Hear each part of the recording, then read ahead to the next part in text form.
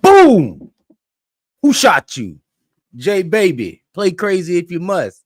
Late but great. Let's get it popping. Let's get it popping, family. Listen. Diddy trial is coming to an end. Got word today. The defense will not call any witnesses. The prosecution plan on, I think, resting their case by the end of this week. I'm surprised the defense don't have any witnesses to call.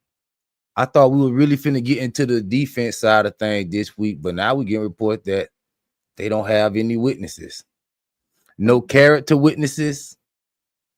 Nobody to testify and say, you know what? It wasn't that bad working for Diddy. Nobody. That's crazy. I saw a video of him and Cam walking, looking like they were finna go have lunch. Nobody came to testify. I wonder what that strategy means.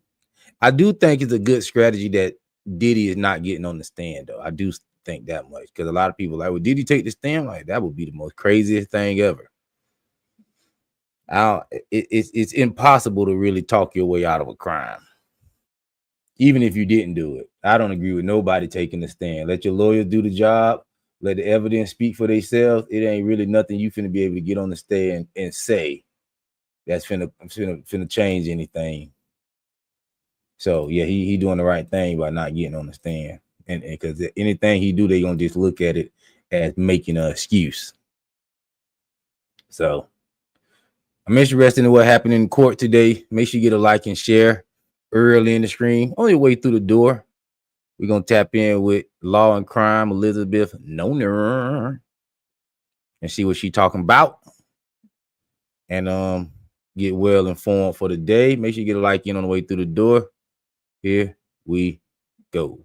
For the defense's case, more digital evidence of prostitution and sex trafficking, and new audio messages from the man at the center of this federal criminal case, Sean Diddy Combs. It is a full recap of day 28 of the trial.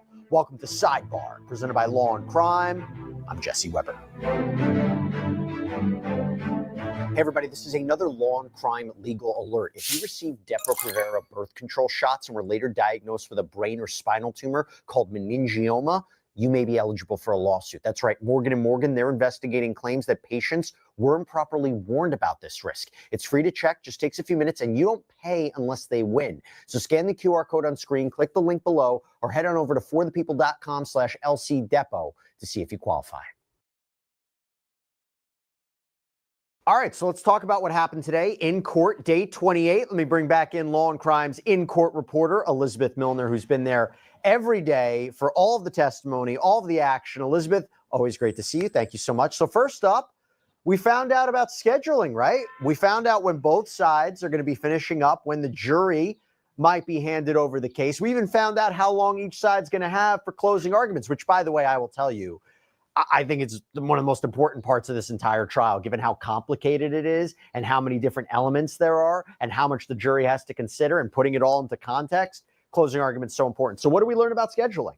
Yeah, well, we learned that this case is wrapping up very quickly. I think in a way that's kind of shocking to even myself, where it's like, oh my God, we're really at the beginning of the end. Because from what both parties were explaining in court today, it seems like both sides are ready and geared up for closing arguments to happen as soon as Thursday. And yes, Jesse, both sides are going to have plenty of time to get their final message to the jurors before they go and deliberate. And so each side will have an abundance of time, pretty much 4 hours for each side. And so the day, as far as Thursday goes, it should take up most of the day for closings, because of 4 hours each, that's 8 hours, probably a lunch break in between. So we should see closings happen all day on Thursday. And then because they're going to be taking up most of the duration on Thursday, we can expect that the jury won't even get the case until Friday. And so things are moving pretty quickly. Now, whether or not the jury actually comes to a verdict on Friday, that's a wait and see. But for the most part, we can kind of finally see the beginning of the end with this case. Yeah, 4 hours each for closings. I think they'll probably want all that time. I know that the first thing that's going to happen after the defense, after the prosecution finishes up their case, the defense is going to have this Rule 29 motion where basically after the prosecution, the government closes its case. They basically say, Judge, there's nothing for the jury to consider. You look at everything that was presented. You have to enter a judgment of acquittal on these charges because the evidence presented is insufficient to sustain a conviction. Probably not going to be successful for them. And then you move into the defense's case, which, by the way, we found out about that too. I mean, there was a point when we thought the defense was going to call a number of witnesses. Is that not true anymore? Are they not calling any witnesses? Are they just putting on, what, exhibits or something? Yeah, it seems like there was kind of a lot of mixed messaging this morning in terms of whether or not the defense will call witnesses or whether or not they'll just put in a bunch of exhibits and that'll kind of be the most of their case in chief. But from my understanding of it all, they still plan to call at least maybe one, maybe two witnesses. That is my understanding of everything. I know a lot of people would rather this case kind of wrap up and everything quickly, but it seems, again, from my understanding, that the defense at least plans to put on a couple of witnesses. Now, whether or not one of those witnesses is Sean Combs, I doubt that's going to happen, mainly because they plan on summations or closing arguments to be happening on Thursday. But initially, Okay, I was getting reports all day that they had no witnesses, and that didn't sound right to me. I'm like, all these people, did he know he don't got one character witness, not one employee that said, you know what, I did, it wasn't no hostile work environment, nothing like that. Make sure you get it like, you know, on the way through the door. Here we go. Jesse, they had kind of, I wouldn't say a laundry list, but they had a long, lengthy list of witnesses that they were possibly planning on calling. Now, obviously, that dwindled all the way down. And then initially, when we were kind of getting towards the end of the government's case, the defense was like, okay, we plan on calling Dr. Bardet. We plan on calling Bashta. We plan on calling another witness. And then it seems like that 3-person witness list already trickled down probably to maybe one or two of those folks, possibly Bashta Dunlap, possibly Dr. Bardet. So we'll wait and see when the defense takes over for their case. But for the most part, it seems like the defense case isn't going to be lasting as long as they initially anticipated when they initially thought it would be at least maybe 2 to 5 trial days. It seems like for the most part, it'll be just a day, maybe even a day and a half. Yeah, some outlets are reporting that the defense is not planning on calling any witnesses. So we're getting mixed messaging. I'm happy you were there to like straighten it out for us, because I'll tell you, I think it's interesting. If they call no witnesses or they call a limited amount of witnesses, it says something about how they feel about this case. They might feel that through cross-examination of key witnesses, key prosecution witnesses, and maybe just some of the text messages that came out, enough reasonable doubt has formed. There's nothing more for them to do. Now, you talked about Sean Combs not taking the stand. Yeah, as of right now. That sound right to me. I have enough reasonable doubt up to this point. He right about that. Maybe the defense might think, yo, I got it slam dunk, which I don't think is a slam dunk, but I do feel like it's enough reasonable doubt out there. I do feel like that. Here we go. Now, based on the scheduling, doesn't appear he's going to take the stand. However, he could wake up tomorrow. It's his decision and his decision alone. He could wake up tomorrow and say, no, I want to tell my side of the story. His attorneys can't stop him. He will take the stand. It's up in the air. Probably not going to do it, particularly after the scheduling today, but we'll see. I've been shocked before. Maybe I'll be shocked again. Now, after all the scheduling, now after what we can anticipate for the rest of the week, we saw the continued testimony of this special agent for Homeland Security investigations. Hey, y'all, we need to hurry up and get Elizabeth home. These weave tracks is falling off fast. It's just bad. She need to get the relaxer. She might need to get her edges permed. She said, you know, she's a beautiful woman, but you know, she been down there in New York. She probably not from New York, so she been down there. She haven't been able to get the weave and stuff taken care of for the last couple of weeks. So we're gonna wish her well. Here we go. This summary witness, literally summarizing or condensing a lot of the digital evidence in this case. And it seems to me that the prosecutors are really trying to illustrate that the connective thread, this connective thread with Sean Combs, his associates, and Jane, alleged victim 2 in this case, to set up all of these wild king nights. So you're really placing Sean Combs in the middle of it. Not that he can't say, oh, I don't know what was being set up on my behalf. I showed up at a hotel room and I'm shocked to find what I found. Not so quite. And it's either that he was an integral part of this, assuming at the very least these were sites of prostitution, which is, you know, transportation to engage in prostitution. The allegation being that he transported sex workers and alleged victims for the purposes of sex work, or at the worst case for him, that these are sites of sex trafficking. So, Elizabeth, before we even get into the audio tapes of Sean Combs, I want to ask you that about that separately. So I understand more flight records and the payment of travel. This was all discussed, as well as setting up the rooms for these sexual episodes, right? Yeah, absolutely. And so, Jesse, I will say this about some of the summary charts that the jury was able to see today. It was something that a lot of us in the gallery weren't able to see because it had a lot of sensitive information, specifically relating to Jane. And so, unfortunately, for the most part, especially at the beginning of the day, we didn't see all of these charts and graphs that were all put together. But I was able to try to jot down as much as I could, especially as Maureen Comey was kind of going pretty fast with this witness. But for example, we heard about one particular kind of flight summary chart that was between September 24th of 2022 and September 25th of 2022. And the location was Mapleton Home, which is Diddy's residence over in Los Angeles, as well as in Vegas too, where the names associated with that particular time frame were Jane, Sean Combs, and Paul being an entertainer that Jane and Sean Combs would use in their hotel nights. And so the jury was able to see kind of financial records, that being $2,500 that was sent over to Paul. The flight records, I wasn't able to write it down as fast as I possibly could, but there were flight records that were attached to that.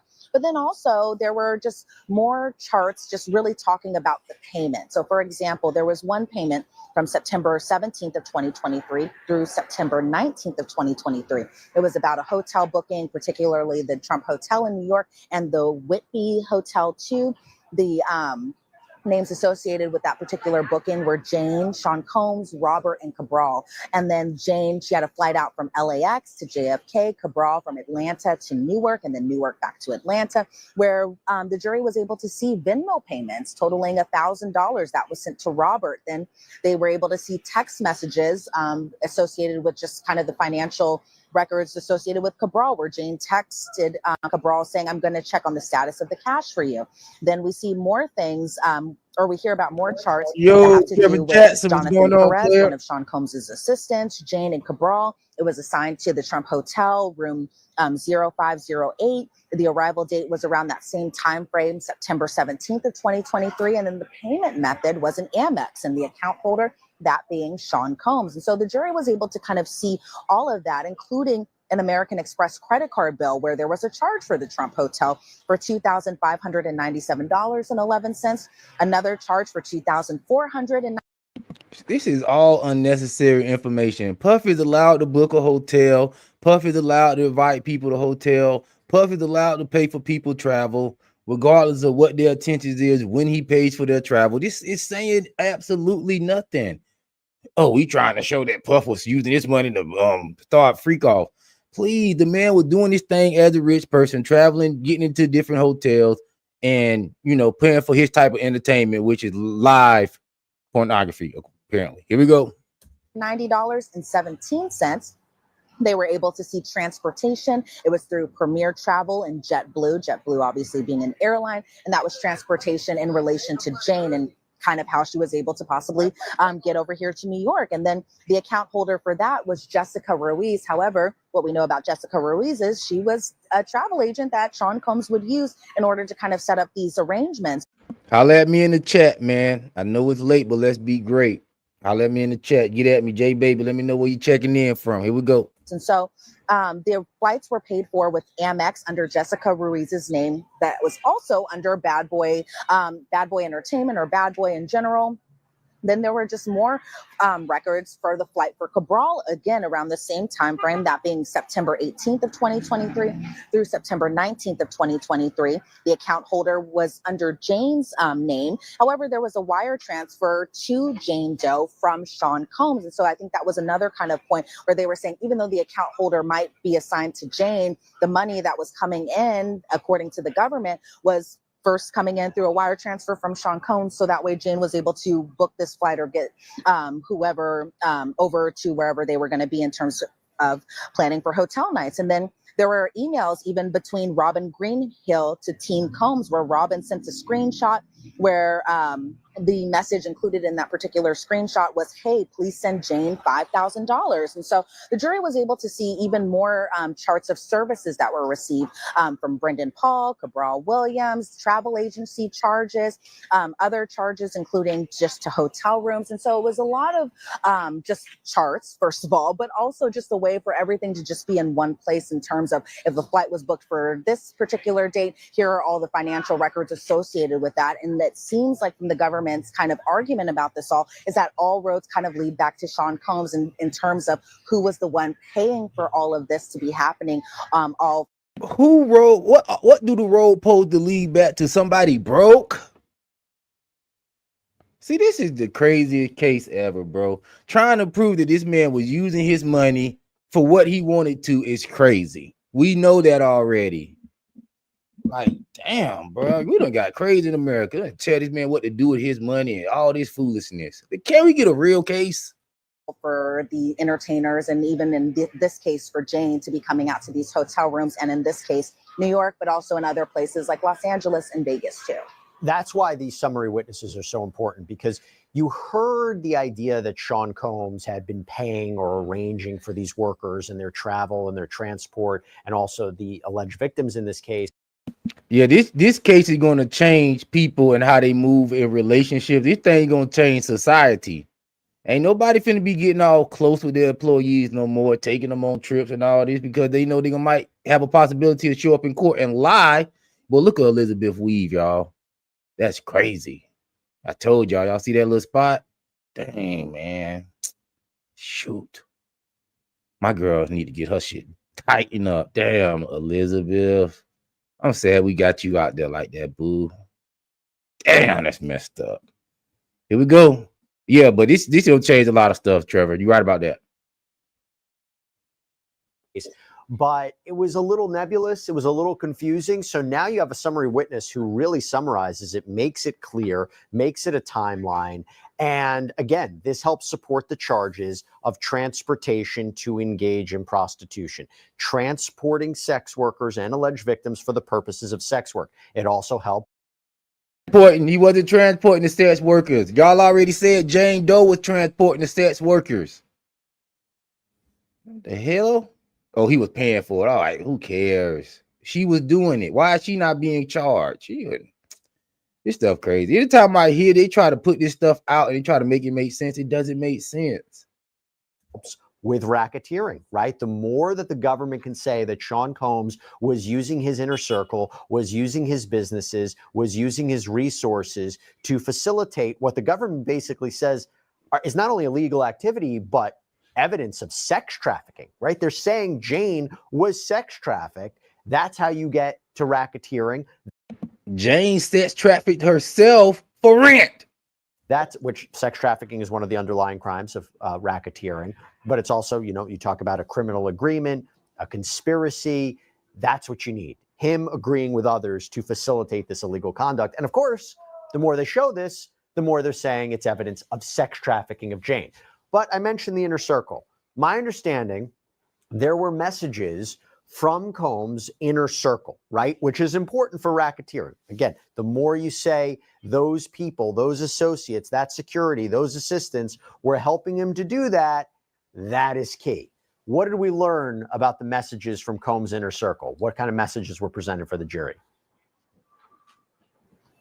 Well, it seems like in addition to just the messages that the jury was able to see between Sean Combs and Jane, or Jane and an entertainer, or Sean Combs and an entertainer, there were still things that were happening kind of behind the scenes in terms of his employees kind of handling everything. So that way the rooms would be ready. That way everyone kind of knew what the plan was for either the weekend or for these hotel nights. And so the jury was able to see a lot more messages, and even heard some audio messages too, just about everything that went into the alleged Combs enterprise kind of planning these hotel nights and what they were doing in terms of that. So for example, there were messages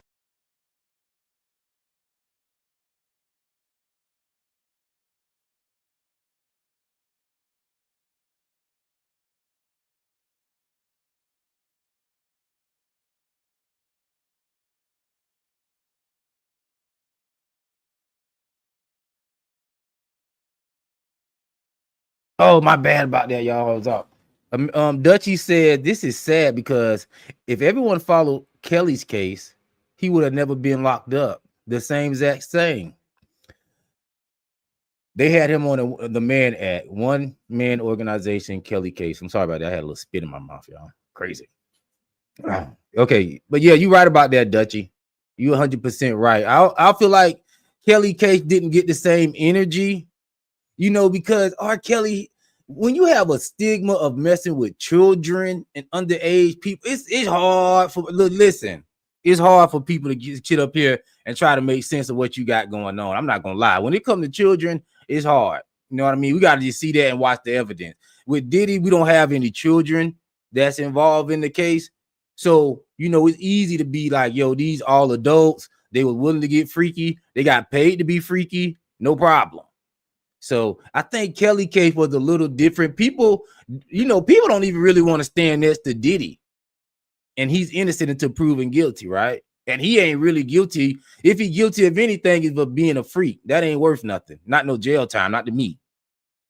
So, yeah, when R. Kelly, that's a little different, Black Dutch. But you're right, it's the same thing. But when you start talking about children, even though R. Kelly wasn't formally charged in that particular case with underage children or underage people, but still, R. Kelly has that stigma just from over the years. So it's a little different, but almost the same.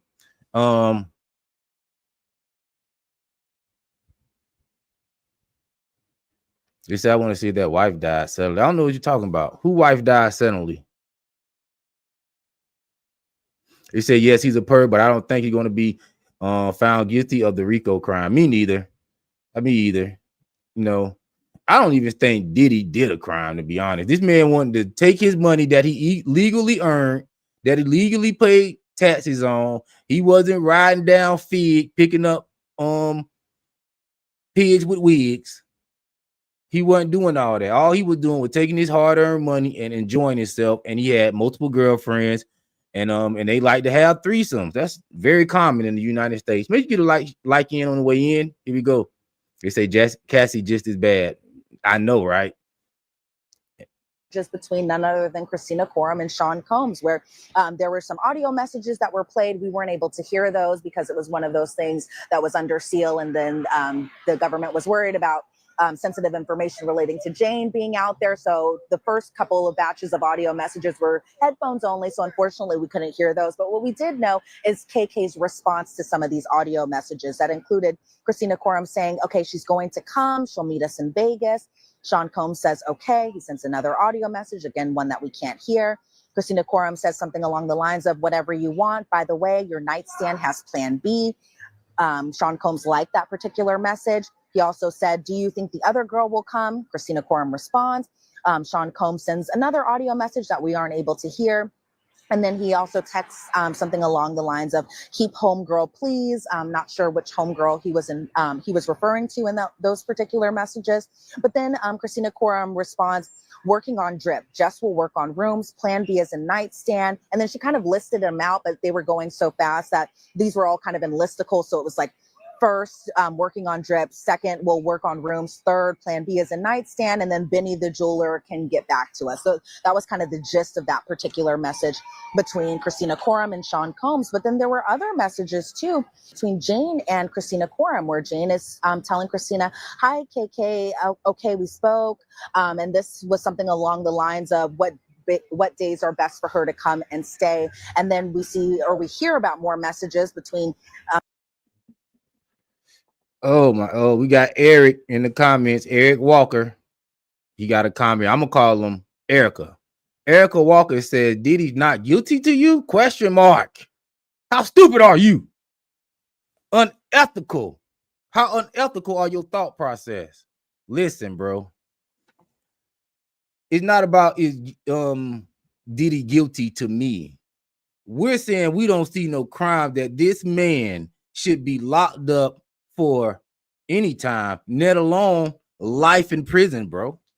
That is what we're saying. We don't have the evidence. I'm all for justice. I'm all for getting criminals off the streets. I'm all for keeping America safe. If we have a real criminal and if we got real victims, let's lock motherfuckers up. But in this case, Erica, we don't have no victims. We don't have no criminal crime. All we got is a bunch of adults, some crackheads, some male prostitutes, some straight sluts, Cassie, for example, participating in what they wanted to do for our sexual acts and different things like that. And money was exchanged, just like money is exchanged in everything in America. And we always often say, well, none of these people going to sleep with Diddy for free. There's nobody in America that's sleeping with a billionaire for free. So anytime a billionaire engages in any type of sex with a human being, they're going to be expecting some type of monetary after effect. That's just, come on, bro. You already know. So yeah, Diddy, I mean, guilty of being a freak. Yes, Diddy is guilty of that. But guilty of any crime so far, I have not seen that, Erica. So that's what we trying to get to, bro. And if you think Diddy guilty of something, you let me know. Unethical thought process. Shut up. Sean Combs and Jane, where he's saying, good morning, the countdown begins. Jane is saying, yay, can't wait. And then more messages just between the assistants were Jonathan Perez, who was an assistant who had even testified in this particular trial, and Fahim, who was one of Diddy's security guards, where Jonathan Perez messages Fahim and says, Trump team says there's a private entrance. Fahim responds, yes, we're pulling. Hey, bro.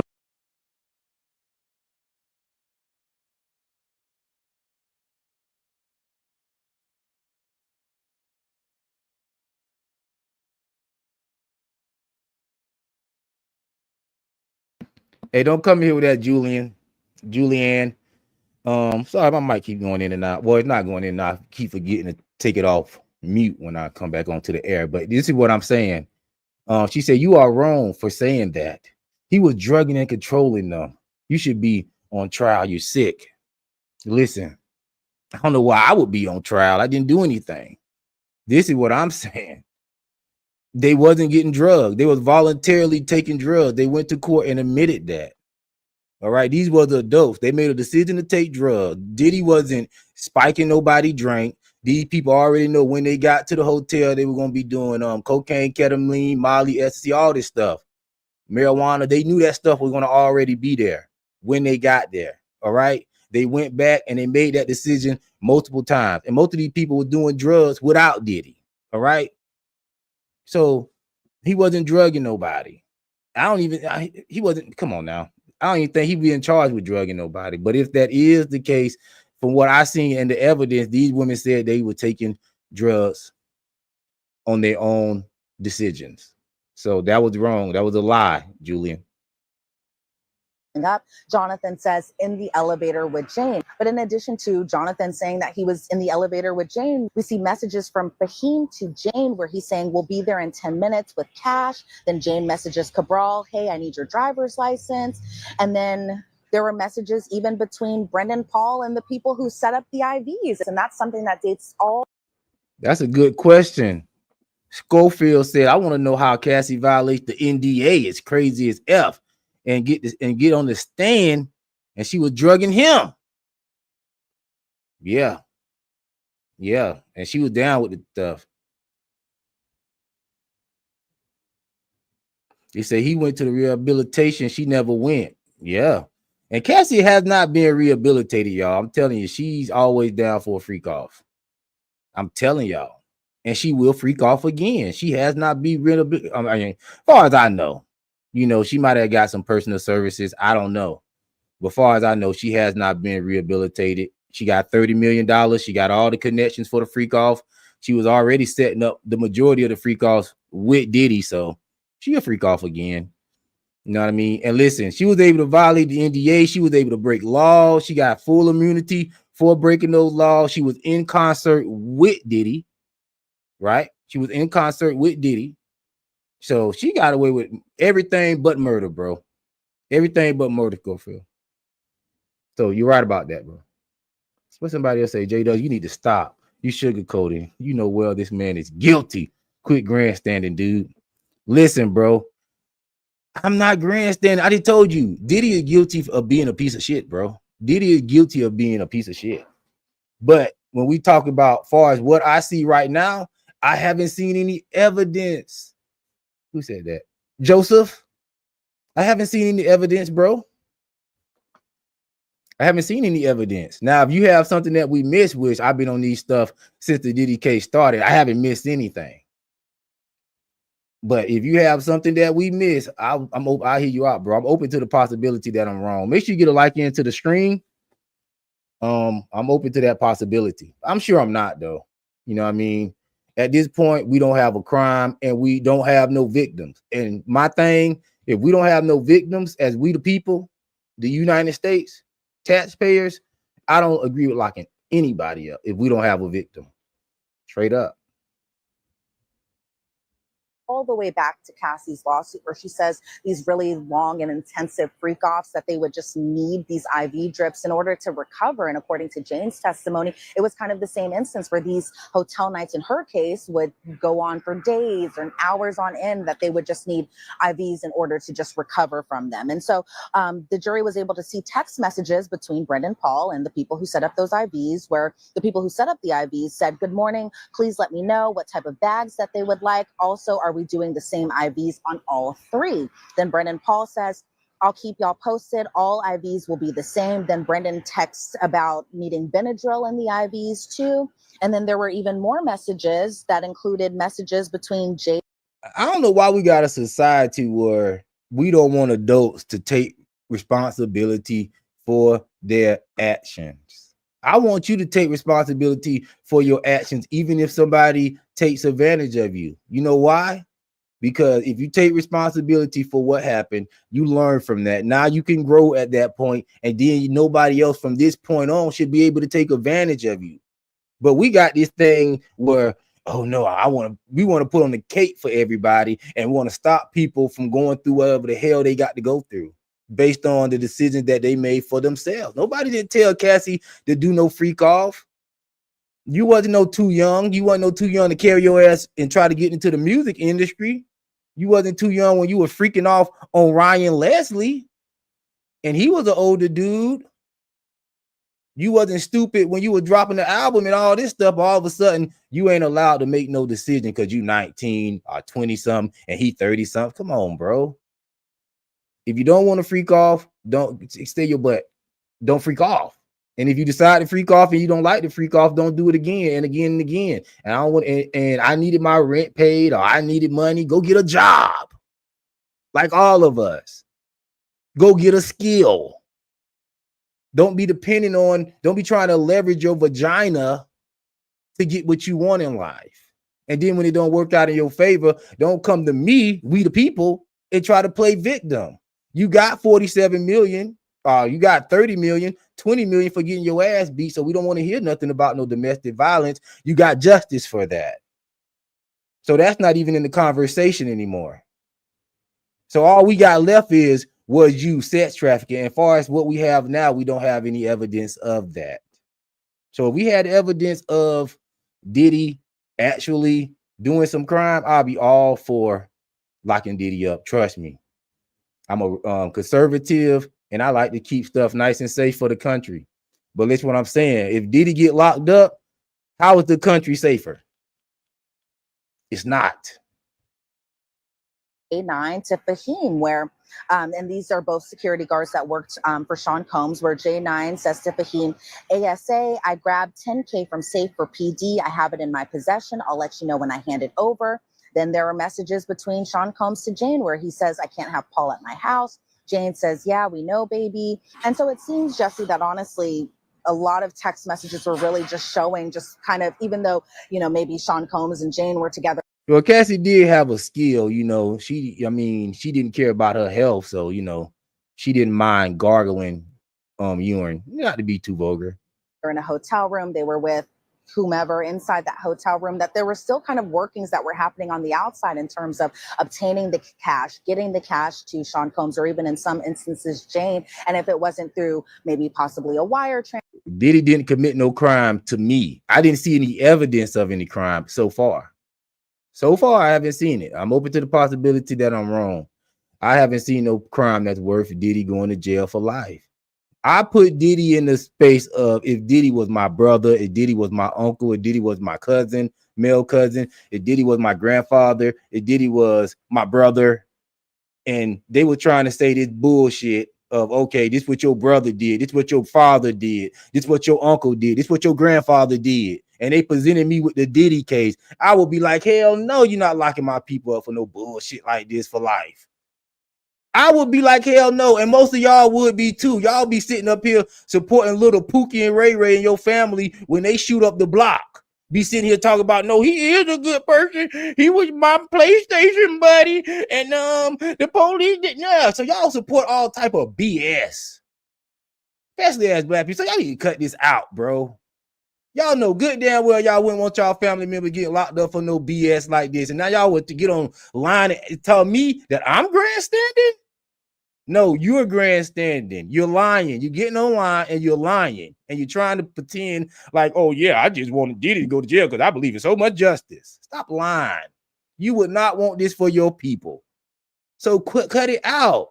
Keep it fair. If you wouldn't want your people locked up for no BS like this, you don't get on here supporting Diddy. Trying to support Diddy going to prison just because you hating on the man because he rich. They keep it a buck. Hating on the man because he rich and you broke. Knowing good damn well if you had $1 billion, your freaky ass, come on now, let's stop. Come on, guys, let's have a real conversation in a real way, though. Transfer or Cash App, Venmo, any of that sort, that it would just kind of be cash that would either be left at the hotel or in an envelope, and just a way that was kind of, given to the entertainers in a kind of, a discreet. And I say again, Diddy didn't have nothing to do with children. Diddy is not on trial for doing nothing with no children. So, y'all can try to throw that narrative in. And I notice when we knock down everything else they have, that's all they have. When we start bringing facts, they want to start talking about rumors. Ain't that crazy? We talk about facts and then they bringing up rumors. Let's stick with what we got, you guys. Come on now. Great type of way. Yeah, look, if we say that all of these assistants are offshoots of Sean Combs, it connects him back to these alleged criminal sexual episodes. It helps establish a criminal enterprise. You go to the opening paragraphs of whichever indictment you want to pick, that Sean Combs was using his businesses and his resources and his inner circle and his associates to engage in the sexual exploitation and abuse of women. If the jury accepts that these are instances of sex trafficking, this is key evidence. The text messages are so important, right? The flow of money, the travel receipts, so important. And the more, and I agree with this. She says, let me see. He said exactly. And for 10 years, these women were doing all this for money. Exactly. These women, come on now. These women is crazy. I'm not finna be walking around with no swords in my mouth, let somebody urinate in my mouth, talk about I needed my rent paid. Nah, bro, you go pay your rent at a call center. You know what I mean? You don't have to be around Diddy. All right. Once you see the first time that, oh, this man is into doing drugs, the first time, oh, this man is into freak off, the first time, oh, this man is into bringing other people in the room, I'm not down with this, the first time, not 10 years later, not the 100th time, not when it's no longer benefiting you and you ain't getting what you want, not when your pussy become less valuable, sorry to be vulgar, the first time it happens. You say, no, I'm not down with this the first time. And then you no longer contact Diddy. The first time, you don't hit him back up. You say, you know what? Diddy is not on my type of time. This is not my type of dude. I'm a Christian. I believe in the Lord of Jesus. I don't need to be around Diddy. I don't need to be at no freak off. The first time, I can understand you saying, yo, I want to see what Diddy about. Yo, let me go see what Diddy talking about. I got an opportunity to be around Diddy. Okay, you round him. Now you see, oh, Diddy is into all this freak off, nipple rubbing, semen on his nipples and all this. No, I'm not down with this. The first time. Then you say, okay, I'm no longer going to be around this dude because he's into some stuff that I'm not into. The first time. Don't come back 10 years, 15 years later and trying to convince me that you're a victim. because you had to get your rent paid. Motherfucker, everybody in America got to pay their rent. Okay? I'm not going to be sitting here watching nobody pee on somebody to do so, though. All right? So the first time, and that's when I'm going to roll with you as a victim. But when it comes to 3-4 times, no. Not even a second. After 2025, the first time. Then you a victim. After that, no. You don't go back to the person. You don't go back hang around them. You don't go back to be a potential victim again. You don't just let the victimhood pile up. The first time. Here we go. That the jury can accept everybody knew what was going on. Everybody was on the same page. Everybody knew the goal was to make Sean Combs happy. That's how you get to a common enterprise, right? A common purpose for racketeering. And also it helps with the sex trafficking charge as well. And then we get to the audio messages. So for me, I'm reading the transcript. There's one thing to have text messages, which I think are compelling evidence. But what? To hear Sean Combs' own voice, these audio messages, what are these voice notes? These voice notes, right, I think were key for the prosecution to tie him further to, again, transportation to engage in prostitution. All this, I'm going to be a victim, a lifelong victim, until I'm ready to cash in my victimhood. Nope, not after 2025. You're no longer allowed to be a lifelong victim until it's time to cash in your victimhood. No. If you're a victim the first time, let us know. And we will have your back as a victim. But we're not having no 10, 15-year victim. Not no adults. Children, yes. Not no adults. Yeah, just say no and walk away. I get your point, but he committed a crime after crime, LOL. He blew up a car. He didn't blow up a car. He had no evidence that Diddy blew up a car. Matter of fact, the Molotov cocktail bottle that they found had only female DNA on it. So we suspect that may have been another one of Kid Cudi women that knew he was messing around with Cassie and did that. That possibly could have not been Diddy. So that haven't even been proven. That's why I say we don't have any evidence. Every evidence we got doesn't point at Diddy. I can't help that it was a female DNA on the bottle. That's what they said. So if a female DNA is on a murder weapon, we don't need to go be looking for a male. We need to go and look for a female, right or wrong. What the hell? And he said he beat women. Well, I mean, that's true. But like we said, Cassie has been paid $20 million. So justice has been served there. And his assistant, well, we don't know that to be true. He kidnapped his assistant. No, we don't know that to be true. We have no evidence of that. That's all what we call hearsay. And Leeson once he extorted Cassie. Nope, he paid Cassie.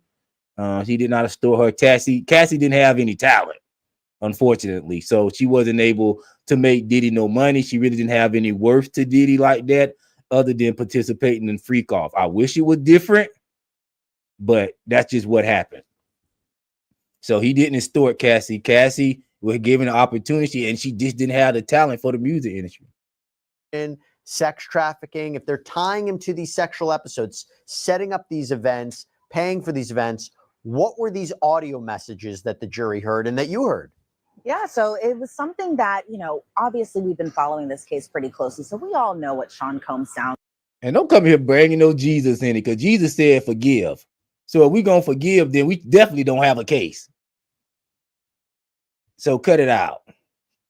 Like outside of a courtroom, just in any other type of atmosphere outside of the federal court building right behind me. But for the jury, I'm suspecting that most of them haven't really heard Sean Combs' voice outside of this trial. And so it might be interesting for them to kind of hear how he's.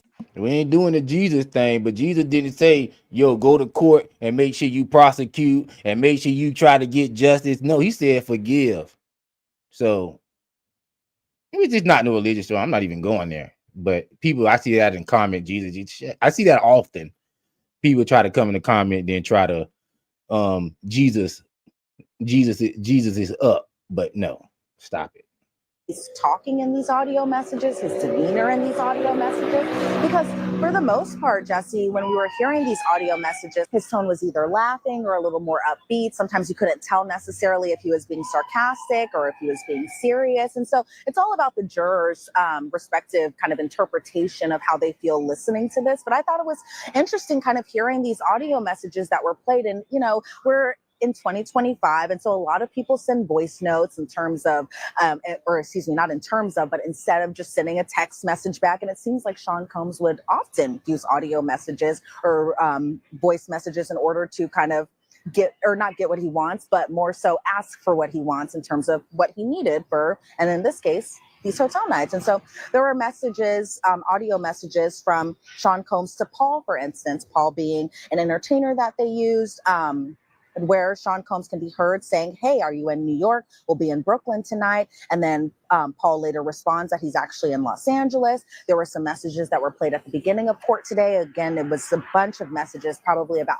5, 6, 7 or so messages. And unfortunately, we weren't able to hear, likely because of the sensitive information relating to Jane and possibly her, true identity, which is why they just kept the headphones on, but also because of little technical issues that happened this morning too. But there were more audio messages where Sean Combs is saying to Paul, "Hey, yo, hit me when you're close," in terms of him coming over to a hotel night, because this particular booking that it fell under was for the L'Ermitage Hotel in Los Angeles, that being from the November 8th of 2021 through November 10th of 2021 kind of time frame. So it was all kind of associated with that particular message. But then there were also messages, or excuse me, not particular message, particular flight, but then there was also messages between Sean Combs and none other than Christina Coram herself. And so there was one particular message that was, again, around that same time frame, November 9th of 2021, so still kind of under that booking, for the flight summary chart,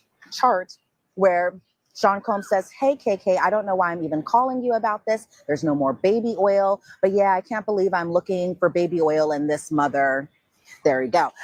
And even when Sean Combs was kind of saying that,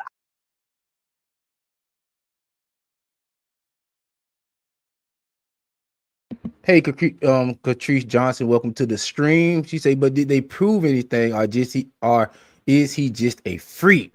What we really don't know." Listen, he was just a freak. He was just a freak. That's it. And that's not a crime. And we knew that already. I don't even think he was trying to hide that. Hey, salute to Objective, Your Honor. Appreciate you for tuning in. And make sure you check the daytime live streams out too. I do a daytime stream just to chop up some game. Today I was talking about a crazy clip I saw with Tiffany Haddish. It was crazy. She talked about single baby mamas are mentally ill. It was wild. It was funny though. My homeboy said to me one time, "Whatever happens in your house stays in your house." Yeah. And listen, that's how it should be, long as no crimes being committed. And we don't have a crime for Diddy at this point. He said he was just trying to hide all the baby oil. It wasn't. I mean, listen, all right. People are allowed to have baby oil, bro. That's just what it is. And I see your little Masonic symbol in your thing, bro. You should really be supporting Diddy. Here we go.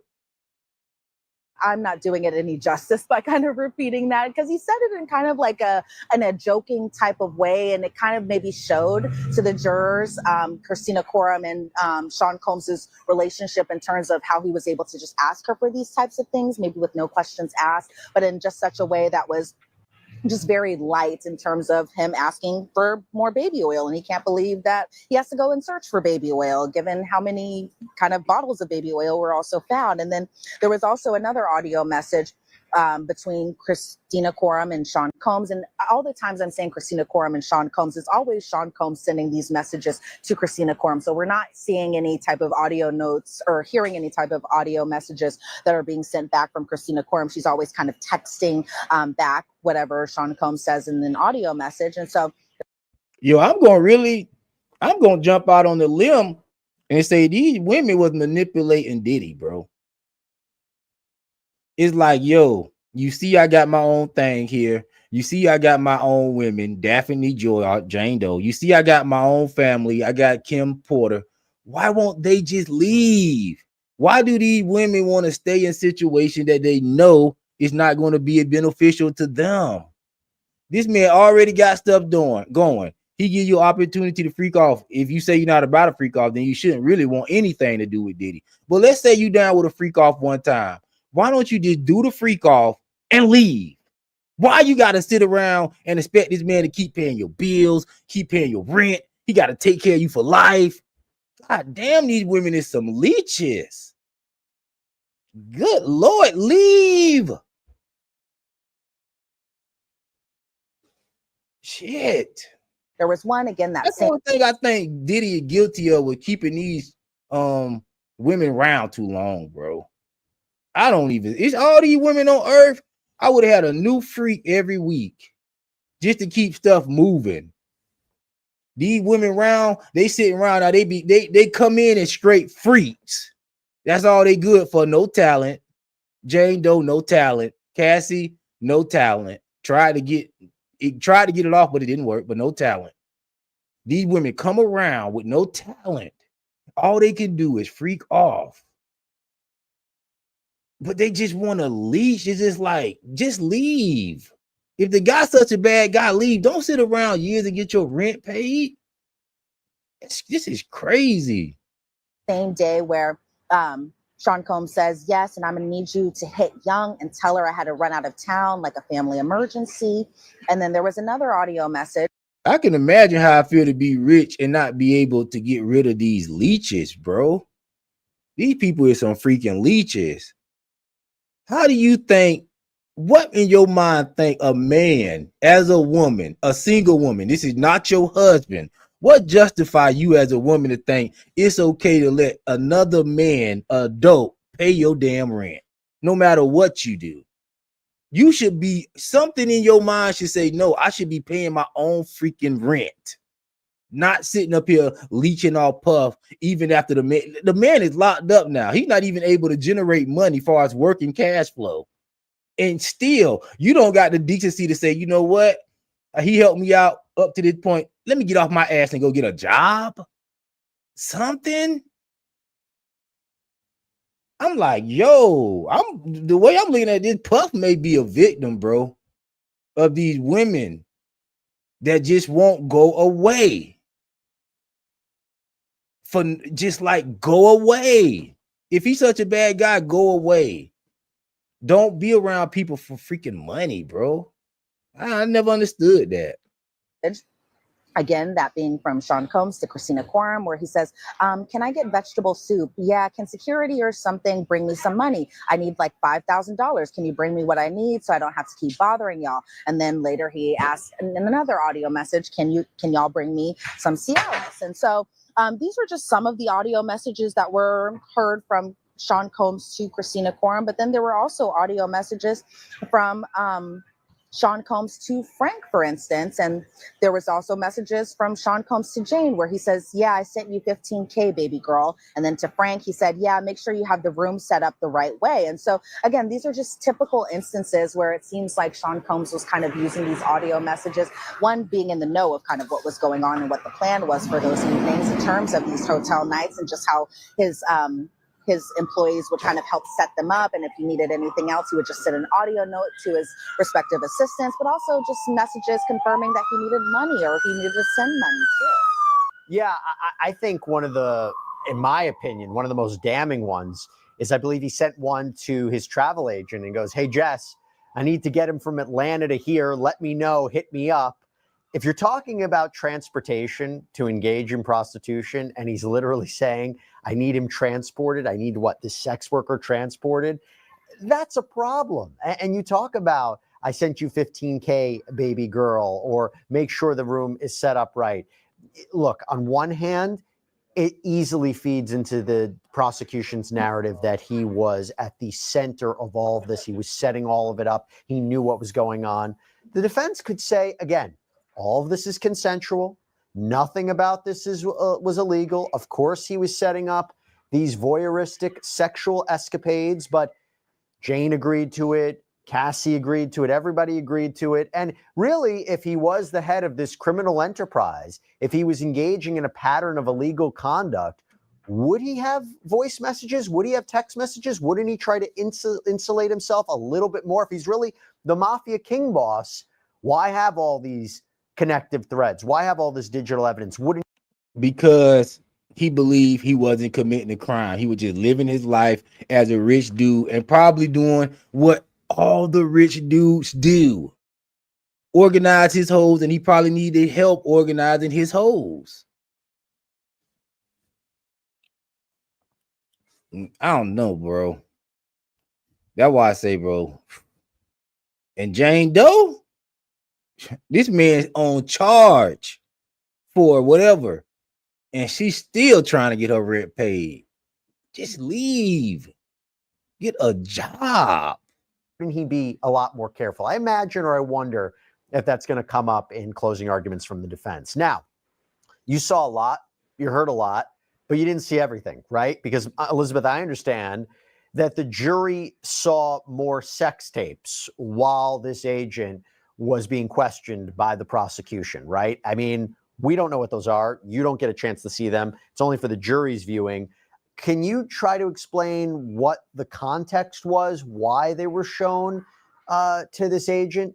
So in terms of the sexually explicit videos that were shown today, it was a lot of videos because it took up a lot of time. And so, no, we cannot see these particular videos. Only the jury can see them. Both parties can see it, the judge, and then the witness can see these particular videos. So the gallery screen was completely shut off. Everyone had headphones on, so they're not playing the audio of these sexually explicit videos just out loud in the courtroom for everyone to pretty much hear. They have these headphones on. It was so silent, Jesse, that really you could hear a pin drop. That's how quiet it was inside the courtroom. But in between just kind of showing the jurors and even the witness these videos, because the witness had already seen these particular videos, what we did learn is just kind of the time frame of when the Listen, Maynard, spaceship, you can avoid me like the plague, bro.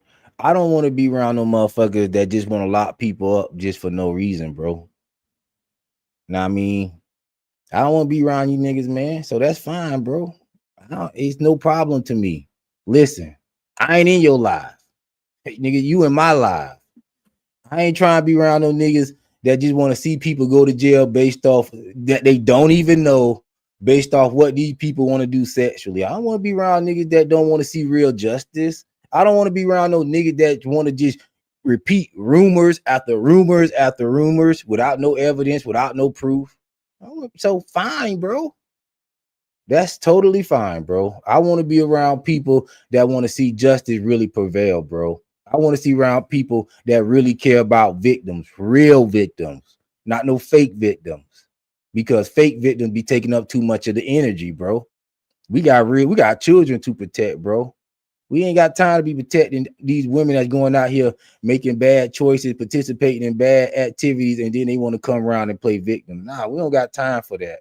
So if you want to waste time with them people, fine, bro. But I want to get to the real problem so we can start really making a safe country, bro. In a real way, not sitting up here talking about let's take out Diddy. That ain't gonna do nothing but make you feel good because you ain't did shit with your life probably. Trust me, bro. I've been there. But it's not about that, bro. It's about getting up off your ass, doing what you need to do.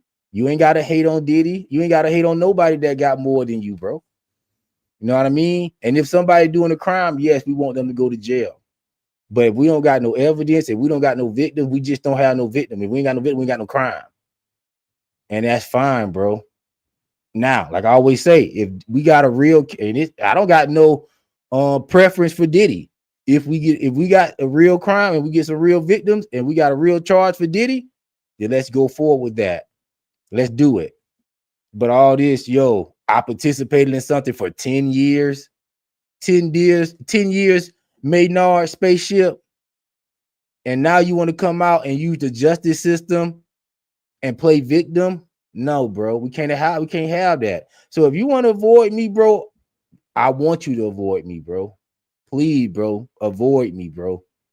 Avoid me because I don't want no nigga like you coming up to court on me. Talk about lock him up because he too freaky. Nah, Yeah, avoid me. Miss me with the dumb shit, please. These particular videos were taken. So there were sexually explicit videos. One from November 10th of 2021. The government played about 2 minutes and 30 seconds of it. And the only reason I know that is because AUSA Marine Comey is like, okay, we're going to play the next 2.5 minutes of this particular video. And so it kind of was that same process. And Crystal, that's all we saying, Crystal. I don't think he's innocent, but I haven't seen any evidence for these charges. And that's all we saying. Which, you know, far as this, I do think he's innocent. I don't see any charges. So I don't even see any charges. I don't think he's innocent as a spiritual being. I don't think he's innocent. I don't think he's some type of good guy. I don't think he's righteous. None of that. I don't think I think Diddy a piece of shit. And a creep, a perv, a sexual deviant. That's what I think. But listen, that what I think don't mean somebody should be sitting in a freaking box for the rest of their life. No, bro. That's not freaking right. So no, I can't support that. Here we go. Throughout all the videos that were shown today, they would show a minute here, 2.5 minutes there, 3 minutes here, 5 minutes there. And it seems like the entire time, it took maybe probably a good 40 minutes to an hour that the prosecution was playing these videos. And this is bright and early in the morning. So I can only imagine what these jurors were thinking, having to watch these really explicit videos first thing in the morning. But there were also videos shown from December 4th of 2021, December 18th of 2021. And then the government was saying about 50 videos were kind of created within this date range in 2021.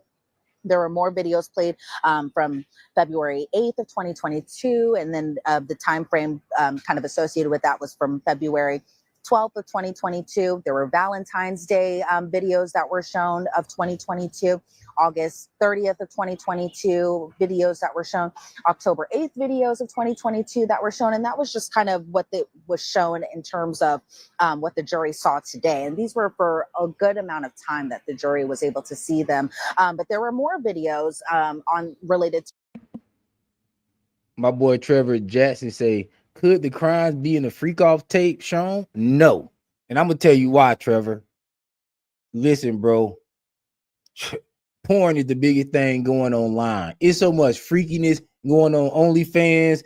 They got these Facebook pushing porn now. It's porn everywhere. So with saying that, bro, I ain't finna see nothing on a Diddy tape that I already can't find on the internet. That's what we at in society, bro. Cassie said she was getting peed in her mouth. Now, unless Cassie was getting number 2 in her mouth, then that could be something else. But what we know at this point, and what we know, what we at in society, Trevor, yeah, ain't nothing on those tapes that's finna shock nobody in that courtroom. It ain't nothing on those tapes that we already can't go see on Pornhub. So yeah, nah, I don't think it's a crime even there. We got a crazy society right now. To the sexually explicit videos that were on that chart, for example, from February 7th of 2023 through February 10th of 2023, March 15th of 2023, March 21st of 2023 through March 23rd of 2023. Bro, that's what I'm saying. It ain't nothing on those tapes that's finna be shocking to anybody in that courtroom unless they just somebody who don't be online like that, bro. It's just like my boy right here say, who is this? Moonchild, appreciate you for tuning in. He say them Diddy tapes are mild compared to what's out there. That's what I'm saying. So it can't be no too much of a crazy crime.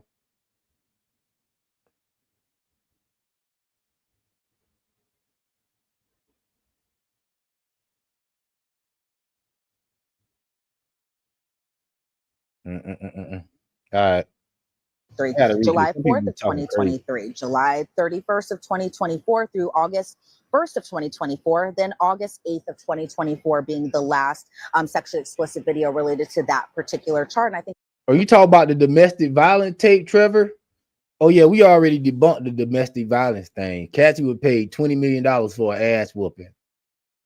Let's go around America and ask all the victims of domestic violence, did they get $20 million? And you know what I mean? She got justice for that. Justice was served, overserved. Make sure you get a like into the stream. We almost at 100. We look like we get like 86 likes. Can we get to 100? Appreciate it. And but yeah. So yeah, if that's what you're saying, I hear you. He said, Crystal said, let Justin Bieber testify or something like that. I mean, yeah, like what I was saying, with me, all cards are off the table when you start involving any children or any past children. You say that Meat Meal audio is wild. Man, that was trolling, man. That wasn't real, man. That wasn't real. Listen, yo, what's going on, Ryan? You know how we get down wrapping this up, man. They saying they're gonna be resting their case this week, Ryan. So appreciate you for tuning in. Yo, I gotta make my boy Trevor Jackson a mod too. I'm slipping. Trevor, I be treating you like a stepchild, bro. I gotta make my boy Trevor Jackson a mod. Let me make my boy Trevor a mod. Here we go. I think it's kind of notable because if you think about it, it's around that time frame that Jane last saw Sean Combs in terms of them doing hotel nights together, but it's even a month prior to his arrest that had happened not even a year ago today. And so the jury was able to see just a lot of videos today. And I will say this, Jesse, when I was kind of trying to get peeks here and there of just maybe their facial expressions, them having any type of emotional reaction, just in general what their demeanor was, I could not get a gauge on what their demeanor truly was, because you're seeing these videos. It's a lot of videos that were shown to them bright and early, and they just really, for the most part, just kind of watched it all. Like I didn't see anybody just, or they kind of took off their headphones, I think, once the end happened. But as far as like giggling or laughing or just like rolling their eyes, or I couldn't see any of that. But it's also kind of, I had a little bit of an obstructed view. And so for the most part, I could see them kind of just having poker faces while watching these really explicit videos. They've also seen a lot. They might feel a little numb to seeing more of these videos. I will say, I think the videos are being used for a number of things. First of all, you have to confirm that these events happened. It's one of the things the prosecution has to prove. So if you say, hey, we got the payment, we got the coordination, we got the flights, we got the planning, and then we'll show you these events actually happened. We got evidence of it. I mean, with the drug thing, that's another thing, see, Scott. That is another thing. It's like, what rich person is not doing drugs? If they wanted to get Diddy on a drug possession charge, to be honest, I feel like if that's their smoking gun, time served. If they're gonna hit us with the drug stuff, time served, bro. The man have been locked up a year. Okay, boom. Oh, come on, bro. Rich people do drugs. That's why I'm saying, if we're going to lock people up and we're going to start talking about giving people life, it can't be based on stuff that we already know to be norms in society. Rich people purchasing drugs, that's a norm, especially in American society, right? Okay, so what's the problem? Okay, he had a drug dealer. Every rich person got some type of drug dealer, bro. So I'm not going to even go with the drug thing. But if we're going to hang our hat on the drug thing, like I said, time served. Recorded, we'll show it. And that's not even to account for, do these videos show a sense of duress? Do they show Combs directing Jane in a certain way? Remember, to prove sex trafficking, it's force, fraud, coercion. What did the video show? Yeah, see, that's what I'm thinking, KB. I'm thinking that the jury is going to come through and see it in a real lens. I don't think the jury is going to, which I don't know, maybe I may be wrong, but I don't think the jury is going to consider none of these people that claim to be victims as victims. So that's why I love the jury. I do wish that they would have kept the black guy on the jury. I do believe that the government knew the black guy, information that he put in the paperwork before the case started was wrong. But I felt like that was going to be a chess move that they used to kind of like front like, yo, we got some black people on the jury in the beginning of the trial, and then take them away toward the end and be like, yo, let me put this other guy to kind of like throw the real monkey wrench in it. So yeah, I do think that was a play. I don't believe we got all the way up to this point and then be like, oh, yo, the information he put was wrong, Your Honor. No, I feel like they been knew that, but they knew when to use it. You see, this court stuff is all chess. And tomorrow they're going for an acquittal. But, you know, I don't think the judge is going to approve it. They try for mistrial, and he may come home. Listen, I thought Young Thug was going to jail, bro. To be honest, I thought Young Thug was going to jail. You know what I mean? And the Young Thug ended up coming home. And to be honest, if Young Thug come home, Puff should come home, bro. Because somebody actually lost their freaking life in the YSL case. Multiple people. Nobody lost their life in this Puff case. See, that's why I'm telling you, the scales of justice be so imbalanced. We got somebody that's possibly causing people to get killed out and free, but we sitting up here acting like Puff the worst thing, and Puff ain't do nothing but pay people to do a freak off. Hired people, basically. So this is what I'm saying. If we're going to really have a justice system, I feel like Puff should be coming out because he said Young Thug snitch. That's what I'm saying. I don't know if Puff ain't got nothing to snitch on because it ain't no crime. But this is what I'm saying.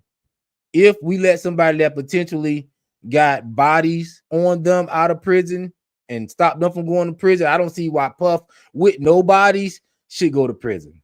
I just don't. That's why I don't like this justice system, bro. This justice system crazy. It's a crazy system.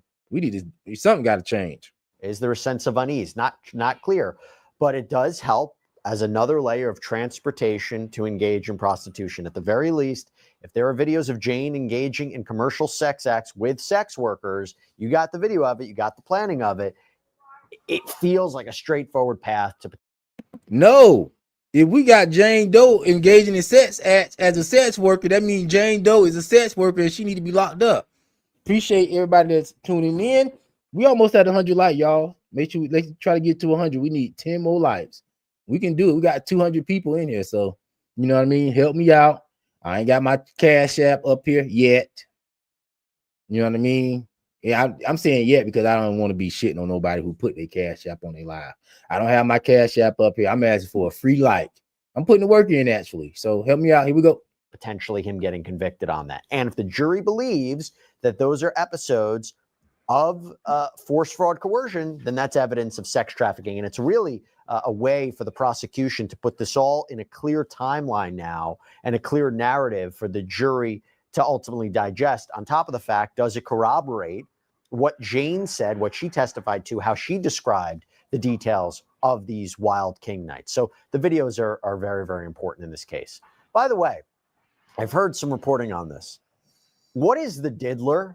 I heard the diddler being referenced today. What is diddler?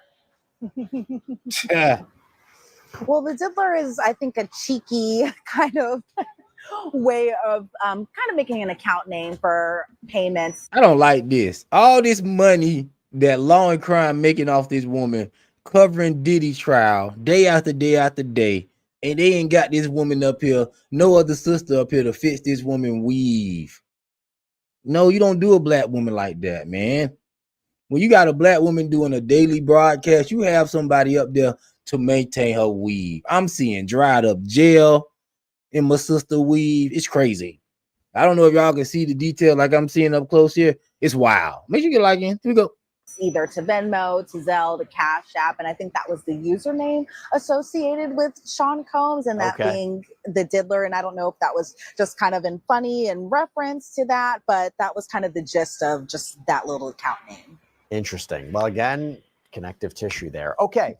I understand there were text messages between Combs and Jane that were again presented to the jury. I think these are messages we've already seen before, where if you're trying to show through text messages, she didn't want a part of these sexual episodes anymore, whether she felt disrespected, whether she felt that, she wasn't getting the same treatment as another love interest of Sean Combs. Weren't those messages once again presented to the jury under direct examination of this agent?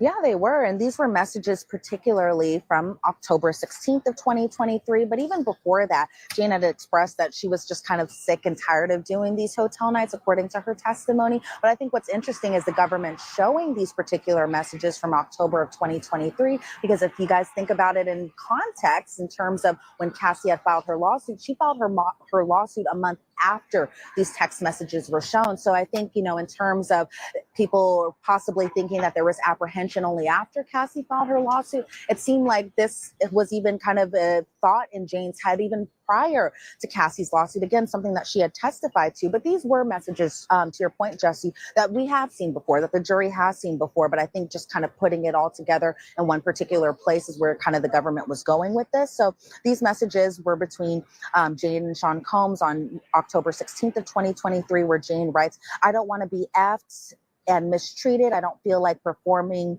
loveless, cold sex." And I hope she get more than 49K. I hope she get more than 49K. She get more than 49. But you might be right. That's crazy. But they need to do my girl better than that. They need to have somebody down there on her weave. She broadcasting every day. And I don't know if she's from New York. I'm sure she's not. She just probably down there per DM. But she probably trying to stack her money. She probably, why we are the black people, we like, yeah, Elizabeth, we can't have you a stylist down there, and that's going to be in the budget. And oh no, I don't need no damn stylist. You paying her what? What? 30,000 for a month? No, I do my own damn hair. And then get on camera, don't do your hair. Just pocket the 30,000. Which I ain't mad at that hustle either. Just get your money, boo. I don't with that. And then she also says, "I need a break. It's loveless for me and nothing satisfies you. You want me to perform oral sex while you jet off with Gina or Young," and presuming that she means Young as in Young Miami. So just showing that apprehension that she was having, because these dates were before Cassie had filed her lawsuit. And I know there's been kind of discussion, not in court, but kind of on the outside of people thinking, okay, she's only feeling this type of way after Cassie's lawsuit. But according to these messages, again, messages that we've seen before, but again, the government kind of putting this all into context, all into one big. Wow, guys. Y'all know what I just realized? Do y'all know what I just realized? Jane Doe is jealous she's jealous of Cassie and mad that she wasn't the one that got her ass whooped so she could get the 20 million.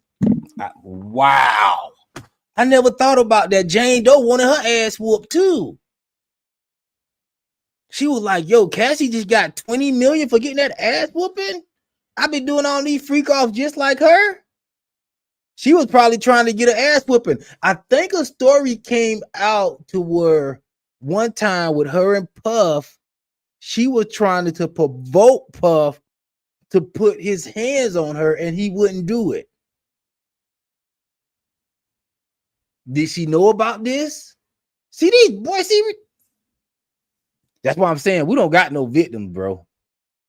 A lot of these women is moving their pieces on the chessboard too. Jane Doe wanted that 20 million ass whooping. I did too.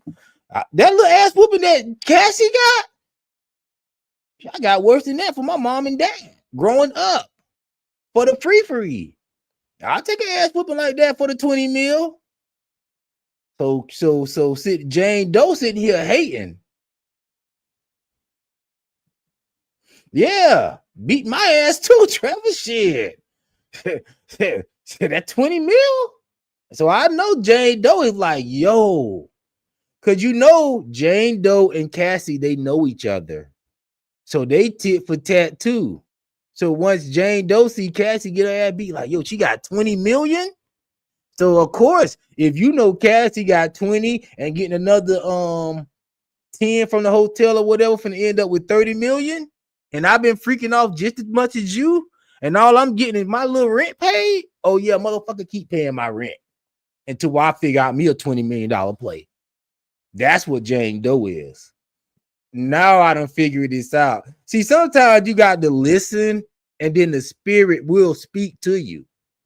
And the spirit told me that. She's like, yo, Jane Doe wanted her ass whooped so she could collect too. See, that's why Jane Doe is still around, because she's trying to figure out a play. She's still trying to figure out a $20 million play.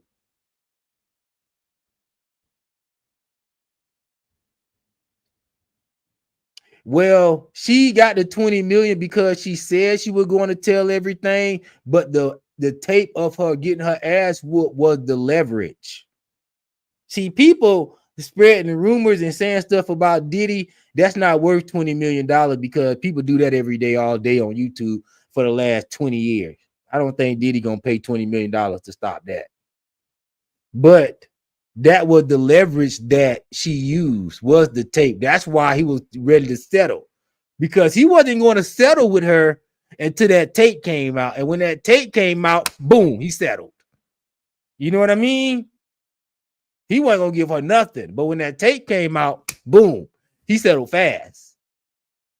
So I'm right. And I'm not even open to the possibility that I'm wrong on this one. Jane Doe wanted her ass whooped because she wanted to collect $20 million, just like Cassie. And also, that's why Jane Doe is still around, because she's still trying to figure out her $20 million play.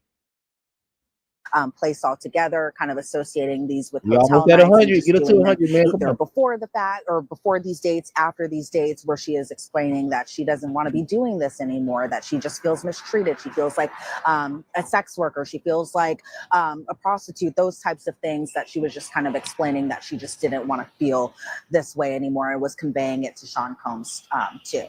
Before we And if she was conveying all that to Combs, that sounds like a relationship. Because if I have you around as a sex worker, I don't want you coming to me talking about I don't want to be a sex worker. You wouldn't even feel comfortable coming to me saying I feel like a sex worker. You know what I mean? Because you will know that I'm already a sex worker. It ain't got nothing to do with how I feel. So she wasn't a sex worker. She said she feel like a sex worker. Therefore, she was in the category of being one of Puffy girlfriends that he had for a freak off. Therefore, it wasn't no sex work. Therefore, they just brought other dudes in a relationship to be freaky that they found online. And they wasn't engaging in prostitutes. These guys said they was male escorts that was online. So they wasn't prostitutes. Now they end up doing some prostitution work after they got to the hotel.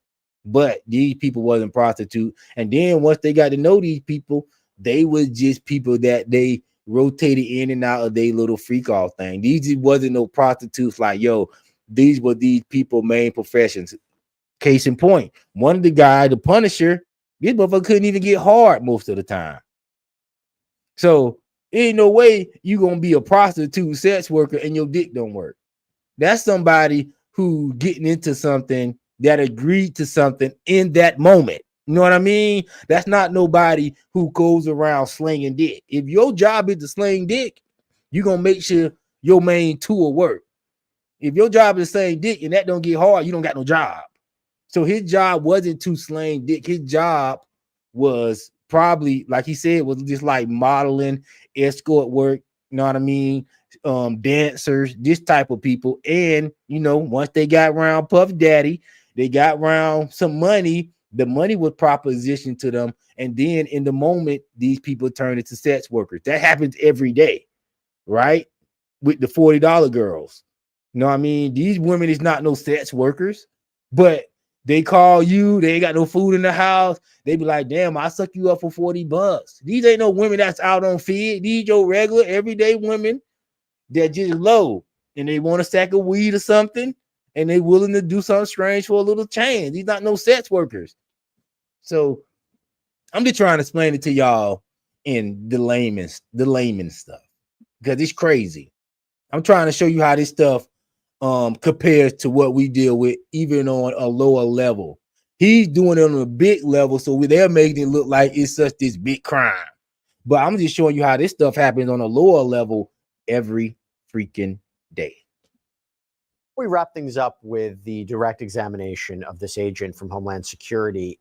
there was something that came up with, I think it's Cowboys for Angels, right? This escort service that's come up during the course of this trial. Diddy was upset about a charge. Yeah, it was interesting kind of reading these text messages because when we think about Cowboys for Angels, or at least when I was thinking about Cowboys for Angels, I always associated with Cassie and Garen. But for these particular messages that the jury was able to see and that we were able to hear, it seems that Sean Combs also kind of planned out and kind of helped in the booking of escorts too, that we're actually able to. If we trying to get to 100 likes, we got 98. Can we get 5 more likes? Because you got some whole ass niggas after the stream, they'll go back and unlike the shit. So let's get to 5 more likes and I'll leave it alone. Here we go. See in text message forms. So these were between Sean Combs and Bridget. Bridget works for Cowboys for Angels, where Sean Combs is messaging Bridget, hey, do you have entertainment in New York City? Bridget responds, I can try.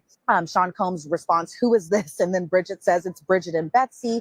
And then Sean Combs writes to her, okay, well, stop raising my rates. I'm a longtime customer. And then Bridget responds, well, the rates depend on the guy. I'm contractually obligated to go by the rates on their website. So even after Bridget was kind of expressing that the rates depend on the guy, Sean Combs writes, okay, all good. Let's do 1 a.m. at the Trump Hotel. Then there were more messages kind of down the line too, where Sean Combs is writing to Bridget, okay, 2 a.m. And then Bridget writes back to Sean Combs, good morning. There was a mistake with the cash. You're $600 short. You can Cash App or Zelle. And then Sean Combs responds, he couldn't even perform. And I think that was kind of a big standout moment, at least for me, when these messages were being read out loud, because I think the assumption was that they're not there to do these types of performances. If you're, that's what we're saying. They're not there today. He's not hiring prostitutes. These people in the moment that's making decisions to do sexual acts in that moment. These are not hired prostitutes. That's why I don't go for the sex trafficking thing. You just don't have it. These are people that made decisions in that moment. That was dancers, escorts. They had their rates and stuff online. These people had agencies for booking them, and then Puff will get them and book them and say, yo, Playboy, I got, you know what I mean? Gonna hit that. I'm gonna watch. I'm gonna pay you. Everything gonna be good. And to be honest, most dudes, you get in a situation like that, you like, yo, you single, you ain't really got nothing. Most men, they married, don't give a damn.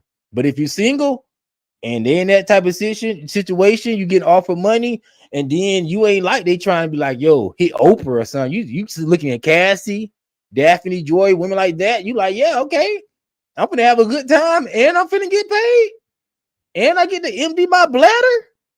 Win-win. So yes, a lot of these people were just opportunists. They was not no prostitutes. thinking about it in a legal sense, but it seemed that Sean Combs was voicing his frustration that this particular entertainer was not able to perform in the way that he wanted in terms of why he was being paid, or why he needed to cough up the extra $600 in cash. And then Bridget responds, okay, well, you're paying for their time. Then Sean Combs responds to her, whoa, talk to me nice. I'm a longtime customer. And then Bridget later says, well, Grant might be available.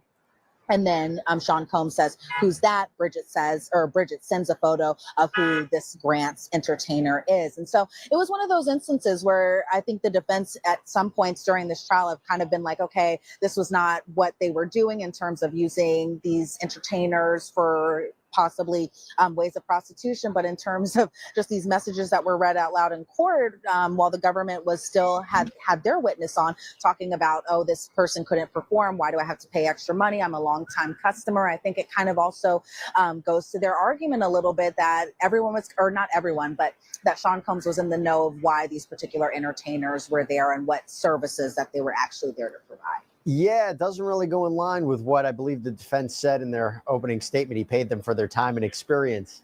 Doesn't seem to be what he paid them for, which, again, it goes to the idea of how exactly do you defend yourself from transportation to engage in prostitution if there is this mountain of evidence where you are a central part of the payment and transportation of these individuals and the alleged victims in this case for sex work.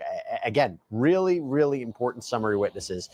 So it did become a time for cross-examination, the defense having an opportunity to question this agent, this summary witness. Where did the cross-examination go today?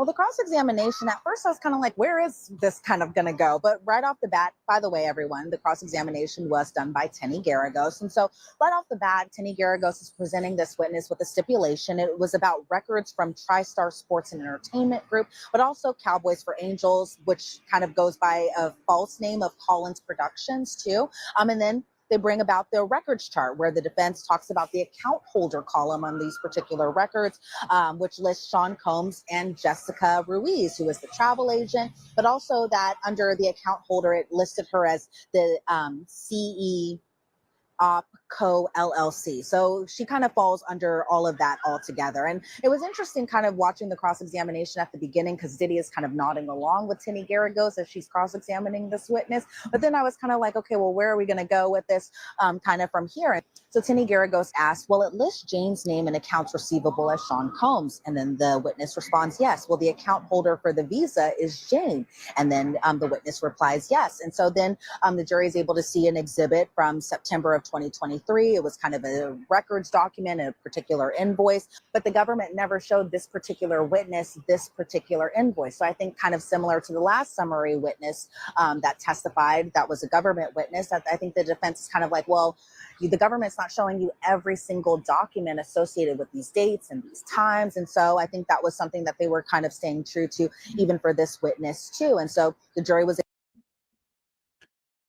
John Taylor say, why I feel like this whole case is a distraction. It is. It's definitely being used for some type of distraction because, like I said, it's no victims. It's no crime that we, the people, care about, right? So it's just like, I know it's way more time, effort, taxpayer dollars to be designated to help real victims. I know it's somebody out there that's like, why my family not getting justice right now? And we sitting here spending all this money trying to convict a billionaire and trying to play like somebody who's sitting here on $30 million is some type of victim.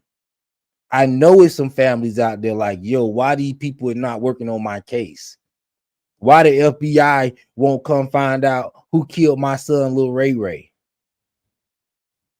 So all this stuff be a distraction, but see, the government only want to go after people that they could benefit for. See, financially, Diddy may have been on the up and up as far as his money, right? Paying his taxes, doing all this type of stuff. So now it's like, yo, we can't go after him on no financial tip. We can't destroy him. He's a billionaire. That's going to take too much time and too much effort. They want to get him chumped up on these trumped up charges. Then they're going to go after the money because it's harder to protect your money when you're in prison. So that's what they're trying to do. See, they want to tie all the money that Diddy got. They want to say, okay, Diddy done got this money for sex trafficking. He must have been selling these women. They're gonna really take it to the next level once they get the conviction. Trust me. You know what I mean? Because that's all the evidence. That's all the firepower they need. So yeah, it's a distraction. Definitely, it's a distraction on a small level and a big level. We try to make it seem like, yo, they're trying to distract us from something that's going on with world politics. No, sometimes it's a distraction for what people got going on individually. And like I said, it's people out here right now that need justice on an individual level, and they're real victims. I'm talking about children, bro. I'm talking about children that's still living in the house with their abuser, and they're really suffering, and they really don't have the resources that it takes to get justice. Because why? We're wasting time wondering what Diddy doing and his freak off and baby oil and all this foolishness, bro. Let's go get these people that really need the resources, really need justice. Diddy is okay. Cassie, $20 million. I'm pretty sure she's sleeping like a fucking baby. Jane Doe getting her rent paid. She ain't got to get a job. Ain't worked in over, ain't never had a job in her life. Been tricking off with 50, jumped off 50 penis, and then jumped on Diddy penis and started tricking off with Diddy. These people that's already good. Let's go get some people that's real victim. Let's go help some people that's really helpless. That's what I'm saying. But you know, they say LOL fat plus he's extra black. Yeah, he black. He black. So yeah, they going after him. Was able to see the flights chart exhibit once again, where the defense is kind of pointing out the row where the witness listed Cassie's lawsuit and then the apology video, but there's no record of Jane's lease agreement, and that particularly happening in April 4th of 2023. And the witness never saw the lease agreement that kind of helped Jane get the home that she now has, that is being paid for, as we now know, still by Sean Combs. And then they start to get into just the flights and just kind of everything that is associated with those particular summaries. For example, one particular flight from September 30th of 2023. It was in Miami, Florida. The names associated with this were Jane and Sean Combs. However, there was no third party. And so it was really just talking about Jane coming specifically over to Sean Combs's Miami residence, but there was no third. Look at this picture that the court illustrator wrote. Hey, KK, I need more baby oil. And y'all telling me the government, you think the screen really said this? But do y'all think that the government ain't in on this stuff? The government hired these people, bro. Look at this. Hey, KK, I need more baby oil. Already implementing. I don't know if this, I think this is what the illustrator wrote. Assuming this is what the illustrator drew. Come on, bro. You implementing KK in some type of connection of a crime, and then you trying to do a little comedic thing. That's crazy. That's crazy, bro. And y'all telling me the cards ain't stacked against this man? Come on, bro. Third party in terms of possibly an entertainer or an escort also being involved too. And so there were about 5 months between the first two rows in the chart. So for example, it was from May 22nd of 2021, and then it all of a sudden went to October 29th of 2021. And I think maybe the defense was trying to point out there just the long kind of time frame in terms of why these particular dates weren't shown. But during the government's during the direct testimony of this particular witness, the government pointed out that there weren't every single dates that hotel nights occurred, that Jane and Sean Combs were together, or that an entertainment was there with them on this particular chart, or else we'd still be in this trial probably for weeks on end if they listed every single chart that was available. And so, or every single date that was available. And so then the jury, the defense got into more text messages for the jury to see. These were texts from Jane to Sean Combs, where Sean Combs is saying, okay, well, what do you want to do? And this was a particular message that was shown under a government exhibit. And so what the defense is saying was just that those text messages that were shown under the government exhibit weren't the full kind of scope of what these messages really kind of entailed. So, for example, Jane first wrote, "I'm horny for you." And then Sean Combs responds, "What do you want to do?" And then Jane sent text messages about needing some outfits, and that she sent a bunch of explicit, sexually explicit text messages to Sean Combs. And then the text messages were only shown to the witness and to the jury. So we weren't. I'm horny for you. That sounds like a relationship. That don't sound like nobody saying, yo, I'm ready to hit the script, daddy. I'm ready to get this money for you. Can I sell some of this pussy for you? That don't sound like that. I'm horny for you. Sound like a relationship to me. Weren't able to see everything. So I'm really only writing down what I'm able to hear. But there were more messages. They kind of jump ahead to November 6th of 2021, where Jane is messaging Cabral. "Hey, how are you?" Cabral is saying, "Hey, what's up, love?" About to shoot like a video or something with his friend. And then Jane says, "Want to come over?" Yo, yeah, Diddy should be out by next week. If justice prevail, Diddy should be out next week. And yo, we should be in this motherfucking Harlem shaking, breathe, scratch, shaking. We should be doing all that. We should be in there bitch talk about the D, the I, the D, the D, the Y, the D, the I, the D is Diddy. Hold up. So yeah, Diddy be out next week because we don't see no crime so far. You know what I mean? And listen, I don't want to hear nothing. Like I say, when Diddy get out, you know, it's turn up time. He say Diddy better go to church. Yeah. No, Diddy better get the hell out of the country. You know what I mean? He should be going from prison. He should take the prison bus to the airport. Straight up. I'll be getting the hell up out of there. I'll be over there with Russell Simmons. Really, to be honest, bro, after Russell Simmons left the country, every black mogul should have left with him. I like what Kanye doing. Yes, don't stay in America. You need to be going back and forth, in and out of America. I'm in Japan. I'm in America. Don't let them know what you're doing, because you stay over here in America, they're going to get you. And Diddy should have been gone years ago. But yeah, we're going to turn up. Diddy be home next week. And yes, we're going to turn up and trade up.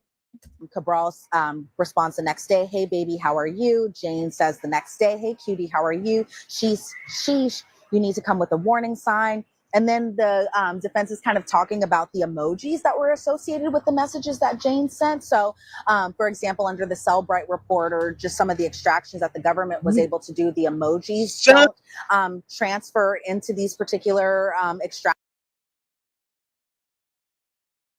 Question, Shawnee 88. You asked a good question. It's about the money, boo. You know it's always about the money, Shawnee 88. You say, how much can I pay you to end the live right now? Shawnee, if you serious, I'm gonna put my cash. If you serious, send a band, send a rat right now, and I'll cut the live off right now. I ain't playing. It's about money. Hey, business is business. What's my cash app? See, people be playing. $ on point J Doug. And it's just how I said it, that's how you put it. $ on point J Doug. Shawnee, if you serious, send a band right now and the live is off. Business is business. Distraction, so the jury's not able to see the emojis when the government is presenting these under a witness, but with the defense and the way that they are able to extract these text messages, they are able to see emojis. So I think they were trying to say that emojis kind of put more context into possibly what Jane, how Jane kind of felt about doing these hotel nights, where she's sending kissy faces and winky faces and smiley faces and bunches of hearts too, where she's also sending kind of a water emojis and kissy faces. And then she messages Cabral, "Hey, thank you for being so sweet and such a gentleman, safe travels." And so then the defense presents their own kind of, not version of these hotel night videos, but are kind of pointing out the time codes that they wanted to present to the jury. And so the jury was able to see more sexually explicit videos from these hotel nights. The ones that the defense showed were from November 10th of 2021. I see kind of Diddy passing some notes over to Tinny Garagos while this video is playing. And again, for people who aren't inside the courtroom, we're not able to hear these videos, and we're not able to hear the parties involved in these particular videos, because the jury is wearing headphones, the judge is wearing headphones, the witness is wearing headphones, and both parties are wearing headphones, including the defendant. So they're able to hear everything, see everything. However, we inside the gallery are not able to see it. They turn off all the monitors, so we can't see a thing. And so then after these video plays, or after the videos, Carly said people are going to stop acting like Diddy was probably the sickest celebrity ever. Epstein didn't even make it to trial, so we wouldn't even hear about the rest of them. Yeah, it's crazy. Yeah, Shawnee was just playing. See, they be just talking. See, they're not passionate about what they're saying. They just want to say it. Listen, they say this jury is gonna have a book galore after the trial. Ooh, yeah, they're gonna be books. Oh my God, I wish I was the jury on this.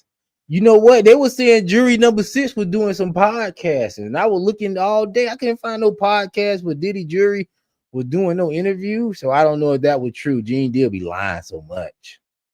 He lies.